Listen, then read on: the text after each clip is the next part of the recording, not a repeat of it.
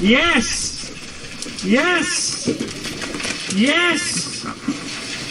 I'm wall-to-wall raccoons. You ready? Let's go. Oh my God. This is crazy. This is crazy. You know, there's got to be 30 raccoons at least. I don't know where they all come from. Oh my God. Yeah, they all love me. Because I get the food. Yeah, and I got Buddy hanging off me. Yeah. Here you go. Ready? Here you go.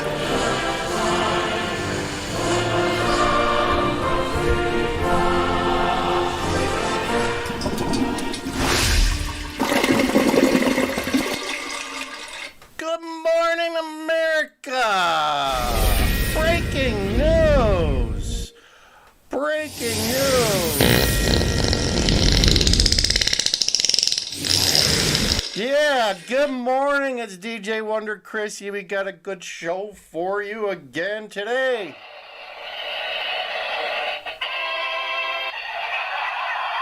Yeah, it's nothing to laugh about, but the migrants in Chicago are running out of diapers and tampons, and they're complaining about the food. Go figure, but that's just life. Welcome to America, migrants. Welcome to America. Enjoy your hot dogs. Okay, I hope you, today's March 1st. We are now in March. It's 30 degrees and sunny here in Chicago. Shout out to Incarnate. One of our viewers named Incarnate left me a message yesterday saying that Denver has closed 4 shelters. They had about 2,500 to 2,800 migrants living in various hotels. I think like maybe 10 hotels, and now they closed 4 of those or something like that. But we'll go into the video here. And they're out on the street. They are camping. Let me get this one ready to go for you. And we got some great looking anchors there in Denver. I would watch the news every day if I lived in Denver. Take a look at that.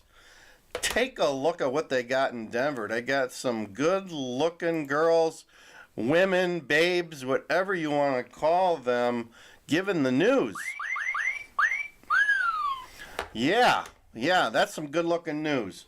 So a shout out to Incarnate. I am DJ Wonder Chrissy. This is Land Cruiser Midwest, and this is our daily Migrant Mayhem update where we scan the United States and bring you a flavor of what's going on in the crazy Migrant Mayhem hemisphere. All right, so dropping paper here all over the place. Gotta keep things organized. All right, so let's get going with this first news clip, and then we'll come back to Chicago and talk about the diapers. This is in Denver, the city discharging hundreds of people from its shelters in just 3 weeks. And many of them are just ending up right back on the streets. Tonight, we talked to the city about the situation and why the city says it seems to be catching a break.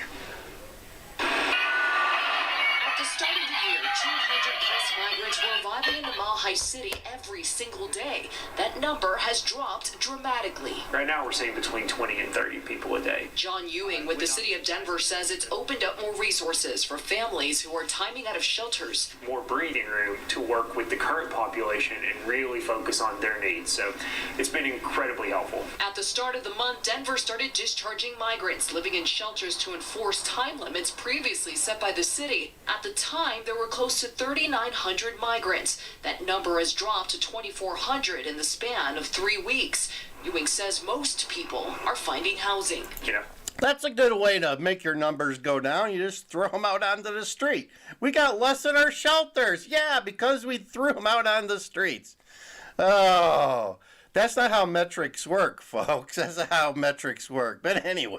No, I don't think you see large-scale homeless encampments popping up. But there is at least one encampment. They're not large scale. They're just medium sized right now. Keep in mind, Denver doesn't have a lot of oxygen in the air, and then this guy here is living proof of that. Let's listen to him again. People are finding housing. I don't think you see large-scale homeless encampments popping up. But there is at least one encampment, this one, in front of Village Gardens, which has doubled in size since we were here exactly 3 weeks ago. Este es el que está creciendo. Juan Carlos tells us there's more than 60 people living at this encampment. Buenos días. Many sharing tents with others. Van a seguir botando a la gente. The migrant from Peru says if they keep discharging people, the camp will obviously continue to grow. And he says it's because of one reason. Porque no tenemos el permiso de trabajo. Juan Carlos says it's because they don't have work permits. Meanwhile, Ewing says they're aware of the growing site and says they have outreach teams working with those migrants. But yeah, just have to keep working with the people who are in there and try to help them out. Another factor helping families get into housing is the faster process of securing work permits. The city says that the federal government is expediting the process, and it is now just taking weeks instead of months. And in the last couple of weeks, close to 600 eligible migrants have secured permits through clinics being held by the city. So there you go. I'm here from big government, and we're here to help you people in Denver. Not. So I know.